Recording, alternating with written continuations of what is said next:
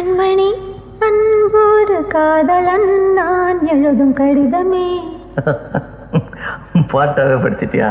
அப்ப நானும் முதல்ல கண்மணி சொன்னேன்ல, இங்க பொன்மணி போட்டுக்க. பொன்மணி, உன் வீட்டுல சௌக்கியமா? நான் இங்க சௌக்கியம். பொன்மணி, உன் வீட்டில் சௌக்கியமா? நான் இங்கு சௌக்கியமே.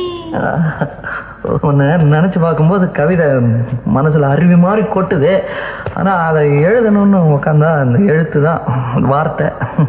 உன்னை எண்ணி பார்க்கையில் கவிதை கொட்டுது, அதான் அதை எழுத நினைக்கையில் வார்த்தை முட்டுது. அதேதான் பிரமாதம். கவிதை கவிதை படி. கண்மணி அன்போடு காதலன் நான் எழுதும் கடிதமே.